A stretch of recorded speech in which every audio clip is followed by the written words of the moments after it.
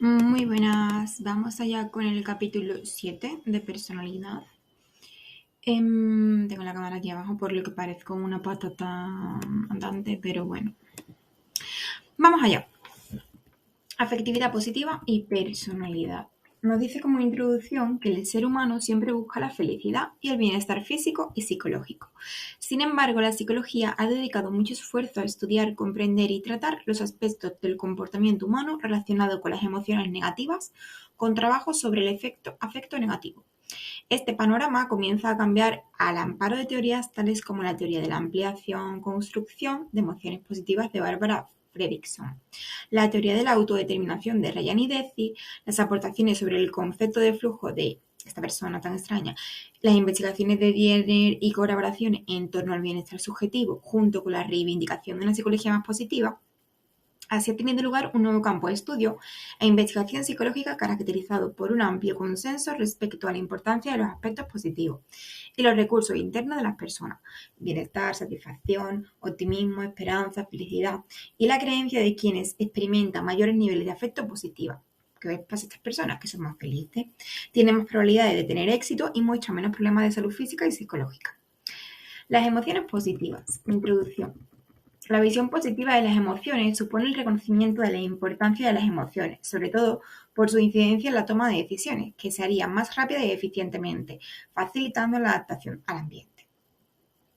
Y tenemos la resolución de problemas, la decisión, los sesgos atencionales, ¿no? Todo lo que vemos aquí en la figura 7.1, que son los precursores de la toma de decisión. ¿Vale? Aquí tenemos una situación que da lugar a acontecimientos anteriores, la posibilidad de decisión y resultados posibles. Aquí nos da vueltas en la resolución de problemas, da directa a una resolución y los sesgos atencionales pues, van y vienen, ¿no? Las flechas que están vacías son como los precursores cognitivos y los emocionales son las flechas negras. Hay más emociones negativas que positivas. Una razón principal es que las emociones negativas, que es la tristeza, el miedo, la ira, están relacionadas con la conducta de evitación y la percepción de amenaza, esenciales para enfrentarse a situaciones de peligro, que es la supervivencia. Las emociones positivas como la alegría, interés, satisfacción, pues están asociadas a conductas de aproximación y a la percepción de oportunidades, que las hacen menos automáticas y más susceptibles de ir configurándose mediante el aprendizaje y las experiencias. Ambas emociones tienen una función adaptativa, pero las emociones negativas pueden convertirse en desadaptativas o pueden aparecer asociadas a interacciones sociales disfuncionales que perpetúan la reactividad psicofisiológico, y que las emociones positivas pueden actuar como un muro para defenderse del estrés, de modo que si potenciamos esta experiencia, repararíamos el deterioro productivo por la adaptación al estrés y reduciríamos su impacto. En investigaciones prospectivas se muestra que las emociones positivas naturales o inducidas predicen consecuencias más positivas a corto y largo plazo. Y aquí hay una teoría de la ampliación-construcción de las emociones positivas, ¿no? Nos dice que las emociones negativas tienen carácter defensivo, hay un estrechamiento de la atención y la rigidez de la actividad cognitiva, con una reducción temporal del repertorio de pensamientos y conductas que generan respuestas rápidas y específicas de autoprotección. La teoría de la ampliación-construcción de las emociones positivas defiende que estas también están implicadas en el proceso de adaptación psicológica para la supervivencia, incrementando el repertorio de pensamientos, acciones e introduciendo flexibilidad en los procesos cognitivos. Esto daría lugar a una mayor flexibilidad conductual que generaría recursos personales plasmados en un incremento de la creatividad, la resistencia, las relaciones sociales y la salud física. Las emociones positivas amplían el foco atencional y los recursos personales: la plenitud mental, el dominio del medio ambiente, relaciones positivas con los demás, reducción de los síntomas de enfermedad. El individuo se siente más seguro y con mayor nivel de conocimiento de las situaciones, lo que le lleva a experimentar nuevas emociones positivas en una espiral ascendente de funcionamiento óptimo. Tenemos una rueda, ¿no?, que es esta, que es la experiencia de emociones positivas, que da lugar a una amplia momentáneamente de repertorio de pensamiento-acción de la persona, que desarrolla los recursos personales duraderos y que transforma a la persona generando una espiral ascendente. Y así todo el rato. Esta es la teoría de la ampliación-construcción de las emociones positivas. Y nos dice que las emociones positivas suelen ser de naturaleza transitoria, pero los recursos personales son duraderos, haciendo a la persona más sociable, saludable, resistente, efectiva, etc. Fredrickson y etc. evaluaron en qué medida se producían cambios en la puntuación en 10 emociones positivas, que era entretenimiento, alegría, gratitud, esperanza, interés, amor, orgullo. En personas adultas, en un taller de 7 semanas de meditación para evocar e intensificar sentimientos internos de amor.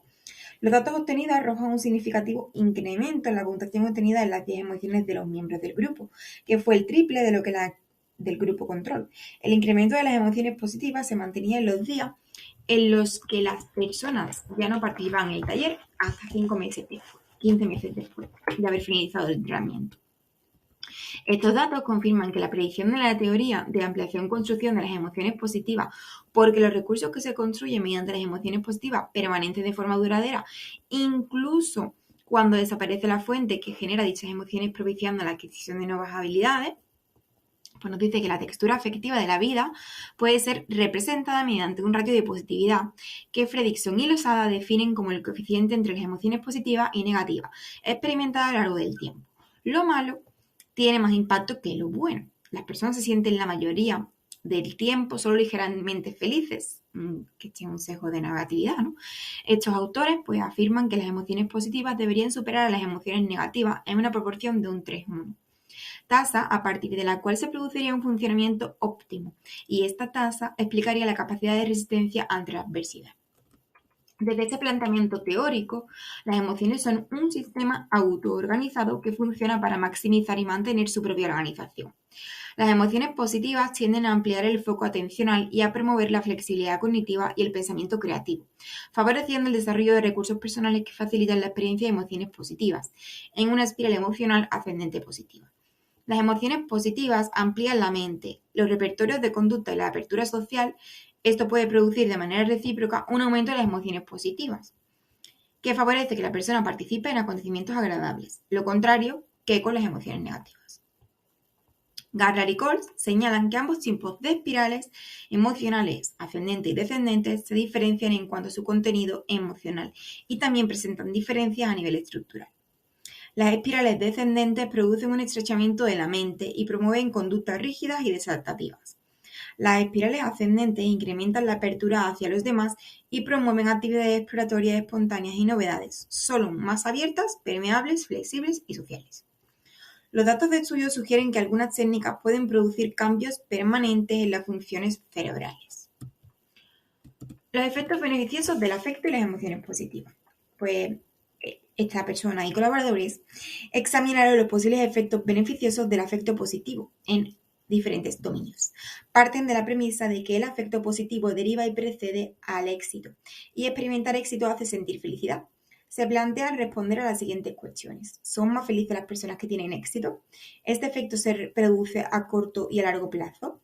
¿La felicidad y el afecto positivo preceden a conductas paralelas del éxito? Realizaron un metaanálisis con estudios transversales, longitudinales y experimentales, donde se estudió la relación entre afecto positivo y éxito. Los resultados de los estudios transversales es que la gente feliz parece tener más éxito que sus pares menos felices en los 3 dominios primarios de la vida: el trabajo, las relaciones sociales y la salud. Este afecto positivo estaba asociado a corto y largo plazo con características deseables: percepción positiva de sí mismo y los demás, sociabilidad y actividad, comportamientos prosociales, conducta de salud, estrategias de afrontamiento adecuadas, buen funcionamiento inmune, y al final están caracterizadas por su capacidad para promover la participación activa en la propuesta de metas hacia el éxito en una amplia gama de dominios. Los datos confirmaron la existencia de una relación entre afecto positivo, que es el crónico y temporal, y diferentes indicadores de éxito valorados culturalmente con efectos beneficiosos en el trabajo, las relaciones sociales y la salud. También analizaron la relación entre afecto positivo y consecuencias beneficiosas, revisando las investigaciones longitudinales y los pocos estudios experimentales encontrados. El reducido número de estudios longitudinales también confirmaba los datos de los estudios transversales, donde el afecto positivo, que precede a importantes consecuencias e indicadores de éxito, incluyendo cumplimiento y productividad en el trabajo, relaciones satisfactorias, mejora de salud mental y longevidad. También se aportó evidencia que confirmaba la hipótesis de que el afecto positivo precede a conductas y recursos asociados con las autopercepciones positivas, la sociabilidad y la actividad, así como indicadores de conductas prosociales, conducta de salud y afrontamiento. Se encontró que el afecto positivo temporal y a más largo plazo puede preceder a las características, recursos y conductas consideradas beneficiosas y deseables con las que correlacionaba. Los estudios experimentales indicaron que el afecto positivo hacía que la gente se sintiera mejor cuando pensaba acerca de sí mismo y favorecía el recuerdo de información positiva, mejoraba cualitativamente las actividades sociales y las relaciones interpersonales, también incrementaba la actividad física e inducía niveles más altos de energía, donde aumentaba la generosidad, etc. Conclusión a todo esto es que el afecto positivo promueve diferentes recursos, habilidades y conductas que favorecen el éxito en numerosos dominios de la vida, lo que sugiere que puede conducir a resultados positivos en lugar de simplemente ser consecuencia de ellos. La revisión cuantitativa de Pressman y Cohen confirma la existencia de una relación entre afecto positivo y diversas áreas de salud. En cuanto a morbilidad y mortalidad, los resultados de las investigaciones prospectivas se evalúa el afecto positivo al comienzo del estudio y se hace un seguimiento. Indican que el afecto positivo disminuye la tasa de mortalidad, especialmente en mayores de 55 años que viven en la comunidad. Pero las personas mayores internadas en centros asistenciales muestran que altos niveles de afecto positivo están asociados con una mayor mortalidad, posiblemente debido a que presentan mayor deterioro de su salud.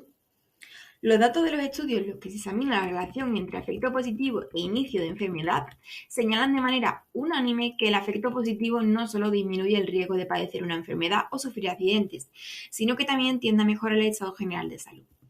En estudios prospectivos sobre supervivencia en personas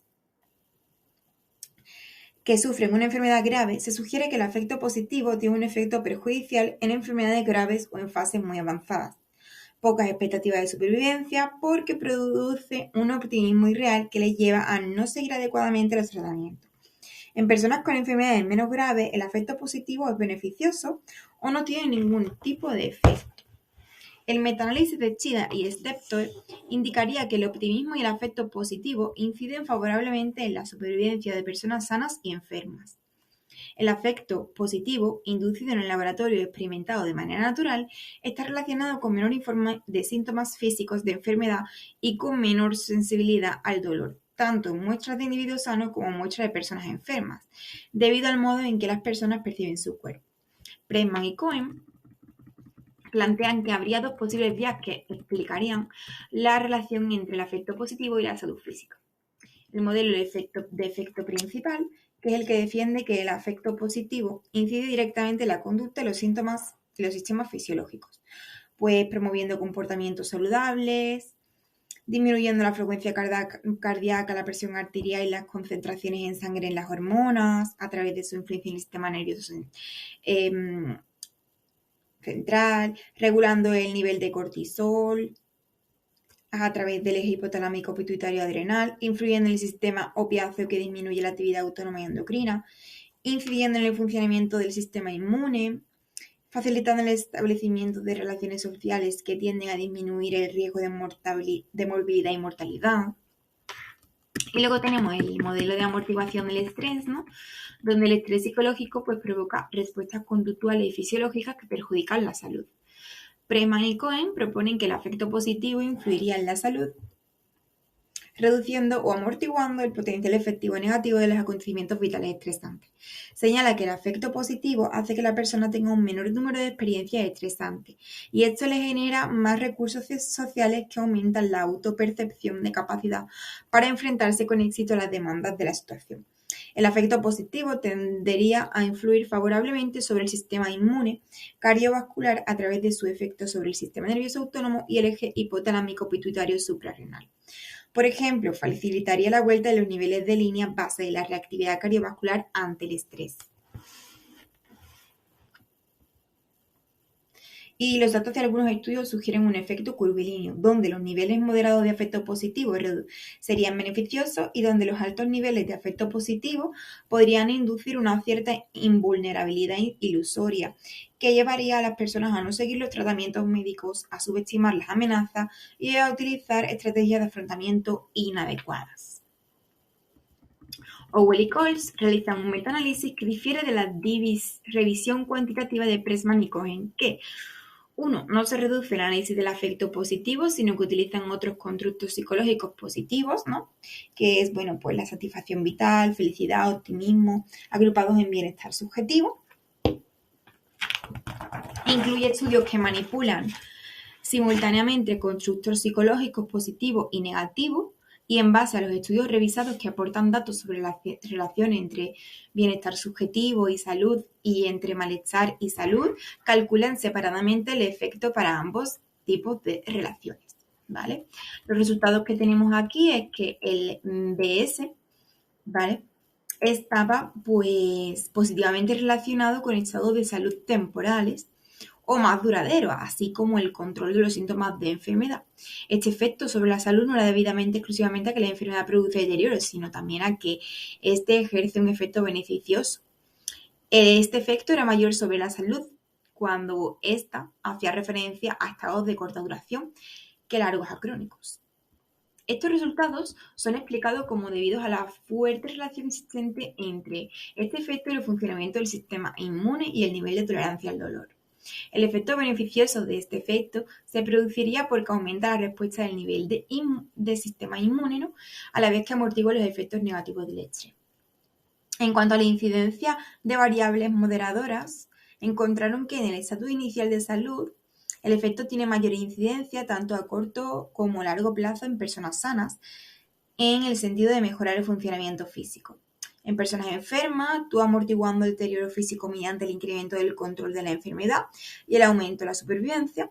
Y en cuanto a la edad, aumenta la probabilidad de sufrir un accidente o trastorno cardiovascular como consecuencia de los procesos de deterioro biológico. Se asume que conforme la persona envejece mayor, es el papel protector de ese efecto debido a su capacidad para regular la reactividad cardiovascular.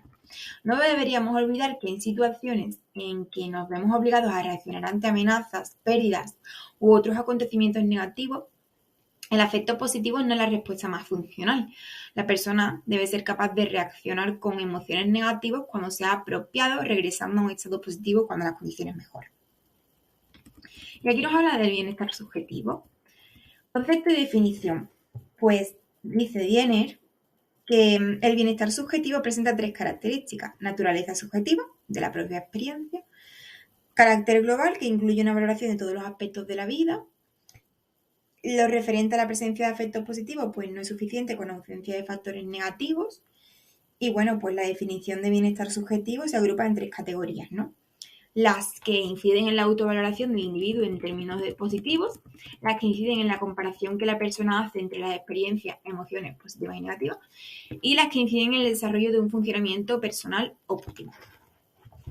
¿Vale? Entonces, Wiener, Lucas y Smith lo definen como una categoría amplia de fenómenos que incluye respuestas emocionales, dominios de satisfacción y juicios globales de satisfacción con la vida. Por tanto, incluiría la experiencia subjetiva emocional con tres componentes afectivos: el afecto positivo, el afecto negativo y la satisfacción con la vida. ¿Vale? El afecto positivo y negativo son independientes. Y la satisfacción con la vida sería pues un componente cognitivo relacionado con la evaluación que hace la persona sobre su grado de satisfacción en términos generales, ¿vale? Empíricamente, los autores coinciden en que son dimensiones distintas relacionadas entre sí, por lo que se evalúan y examinan por separado y se obtiene una completa descripción del bienestar subjetivo. Estos dos autores pues amplían el componente cognitivo del bienestar subjetivo al establecer una diferenciación entre la satisfacción con la vida en términos globales y la satisfacción en una serie de dominios concretos, pues familia, trabajo, salud, etc. Entonces aquí hay una tabla, ¿no?, de componentes de bienestar subjetivo, de afecto positivo, afecto negativo, satisfacción con la vida o dominio de satisfacción, ¿vale? Hay autores que defienden una relación entre la satisfacción con la vida y el dominio de satisfacción, incluso que la satisfacción con la vida, no que digan que incluso que el dominio de satisfacción forma parte de la satisfacción con la vida. Lo más razonable sería considerar que los cambios en el dominio de satisfacción pues afectan a la satisfacción con la vida, como sugieren los datos experimentales, ¿vale? Y estos tres autores pues examinaron en qué pensaban los individuos cuando respondían cuestiones relacionadas con la satisfacción con la vida, y los datos indicaron que las personas que evaluaban su satisfacción con la vida pues tenían significativamente más pensamientos relacionados con el dominio de satisfacción que con dominios poco significativos, ¿vale? Medidas del bienestar subjetivo. Nos dice, hay unas escalas de autoinforme para medir de forma independiente los componentes afectivos y cognitivos. Están los PANAS, que son escalas de afecto positivo y negativo, que es de 20 ítems, 10 descriptores positivos, 10 descriptores negativos para experiencias inmediatas o de años anteriores y excelentes propiedades psicométricas, ¿vale? Luego tenemos el SWLS, que es la escala de satisfacción con la vida, que evalúa de manera global la satisfacción vital, con 5 ítems valorados de 1 o de 1 a 5. Es como quiero que sea mi vida, ¿no? Hasta ahora he conseguido la vida las cosas que considero importantes, estoy satisfecho con mi vida. Si pudiera vivir mi vida otra vez, la repetiría tal y como ha sido, o las circunstancias de mi vida son buenas. Versiones en varios idiomas, buenos datos psicométricos, ¿vale? Y bueno, pues autoinformes que miden todos los componentes del bienestar subjetivo. Está el OGI, el MME, el MRD, ¿vale? El MME es el método de muestreo de experiencia, que es como registrar aleatoriamente y en distintos momentos los estados de ánimo. Y el MRD es el modelo de reconstrucción diaria, que está basado como en una reconstrucción que la persona hace de las experiencias y actividades del día anterior mediante una técnica detallada que minimiza los sesgos de memoria, ¿vale? Evalúa el tiempo en el que la persona invierte en realizar las actividades y las experiencias afectivas mientras realiza dichas actividades. Heredabilidad, estabilidad temporal del bienestar subjetivo. Un estudio de genética conductual del bienestar subjetivo de Telegreen y colaboradores examinó su grado de heredabilidad en gemelos monocigóticos y dicigóticos criados juntos y por separado. En torno al 50% de la varianza asociada al bienestar subjetivo podría ser explicada por factores genéticos, ¿no? Los resultados fueron confirmados por estas personitas, que además comprobaron que la heredabilidad del bienestar subjetivo variaba en función del sexo y era más alta en mujeres que en los hombres. Es un tema controvertido porque algunos estudios señalan que aproximadamente el 80% de los componentes estables del bienestar subjetivo pues son heredables, mientras otros mantienen que la heredabilidad del afecto positivo y negativo no es superior al 20% y que el ambiente compartido explica entre el 31 y 32% de la varianza en el afecto negativo y el 15 y 18% en el afecto positivo. En general, bueno, pues que se acepta que los genes explicarían en torno al 50% de la varianza de los niveles estables de afecto positivo, negativo, satisfacción con la vida y otros aspectos del bienestar subjetivo global, pero no está claro si son aditivos o no aditivos, ni si hay algunos aspectos cambiantes fiables debido a la familia. ¿Vale? La accesibilidad del bienestar subjetivo. Pues nos dicen que los resultados en estudios de gemelos y adopciones indican que hay una fuerte relación entre los factores disposicionales y el bienestar subjetivo. Las características de personalidad son bastante estables a lo largo de la vida, por lo que cabe pensar que el bienestar subjetivo también lo sería. Los datos han confirmado un grado de estabilidad en periodos cortos y pidieron a los sujetos de su estudio que informaran diariamente sobre su estado de ánimo y su satisfacción global con la vida durante 3 meses. El 70-80% de la varianza en la medida de satisfacción permanecería estable y la influencia de los estados afectivos transitorios apenas tenían incidencia sobre la estabilidad. Fujita y Diener encontraron utilizando los datos del estudio del panel socioeconómico alemán en un periodo de 17 años que la estabilidad año a año era moderadamente alta en torno al 50-60% y para el total de los 17 años se mantenía alrededor del 0,30. Esto es consistente con una posterior investigación de Lucas y Donnellan durante 9 años que mostró estabilidad de la varianza en satisfacción con la vida, 0,30-0,40. Estados económicos y bienestar subjetivo. Son numerosos los determinantes sociodemográficos, ¿no? Entonces, pues, el estatus económico, nivel educativo, género, edad, que influyen en el bienestar subjetivo. El estatus económico es el que más investigaciones y debates ha suscitado. Un alto estatus económico supone tener mayor nivel de expectativa de vida, mejor alimentación, disminución de la mortalidad infantil, etc. La pobreza suele correlacionar con bajos niveles de salud, movilidad, educación y acceso a los servicios. Y podría existir correlación positiva entre el estatus económico y el nivel de bienestar subjetivo. Cantrill encontró en una muestra de más de 20.000 personas de 13 donaciones que todas coincidían en percibir que tener más dinero, más propiedades y una buena calidad de vida eran condiciones necesarias para ser felices. Aunque esta idea se mantiene, se han introducido algunos aspectos que cuestionan o matizan esta relación entre estatus económico y felicidad. El crecimiento económico constante producido en las sociedades desarrolladas no se ha reflejado en un estado de crecimiento similar en la medida de bienestar subjetivo. Los datos de las investigaciones previas indican que la correlación entre estatus económico y bienestar subjetivo sigue el principio de la ley económica de la utilidad marginal decreciente. A medida que aumenta la renta personal disponible y cada dólar adicional contribuye menos a bienestar subjetivo. Este efecto curvilíneo, que supone que el coeficiente de correlación entre ingresos económicos y bienestar subjetivo disminuye cuando se incrementan los ingresos, ha sido encontrado en varios estudios transnacionales con muestras de sociedades desarrolladas y en vías de desarrollo. Los datos indican que las correlaciones entre estatus económico y bienestar subjetivo tienden a disminuir conforme aumenta el nivel de riqueza del país, de modo que las correlaciones más altas se obtienen en países con un nivel de desarrollo económico.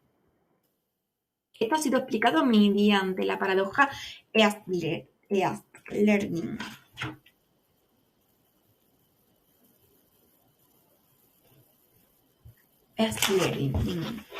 Que según la cual dice que las personas que tienen solucionado el problema de las necesidades básicas, que es la alimentación, el vestido, la vivienda, el ocio, pues es el estatus económico relativo.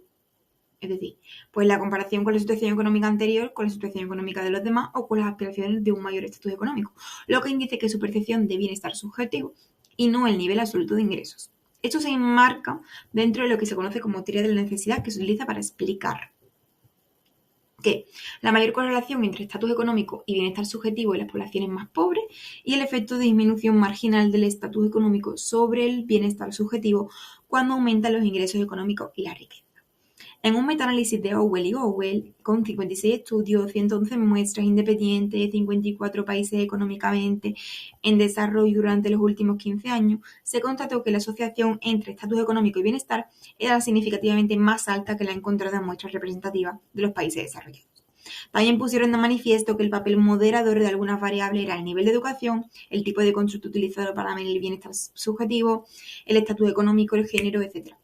Se encontró que cuando aumentaba el nivel de estudios disminuía la relación entre estatus económico y bienestar subjetivo, y también que la relación era más débil cuando, para medir el bienestar subjetivo, se empleaba el concepto de felicidad que cuando se utilizaba el término calidad de vida, satisfacción vital o satisfacción del dominio. Las personas deben ser analizadas cuidadosamente, dada su dificultad para establecer una relación clara de causalidad entre variables, pero parece que, en conjunto, los resultados se ajustan a las predicciones de la teoría de la necesidad. El dinero es necesario, ¿vale? Pero no es suficiente para alcanzar la felicidad. Y lo vamos a dejar aquí, porque si no, no nos va a dar tiempo, ¿vale? Nos queda nada, nos queda el tema de personalidad y bienestar subjetivo, el optimismo, la cultura, el bienestar psicológico y aprender a ser feliz, ¿vale? Lo damos en el siguiente.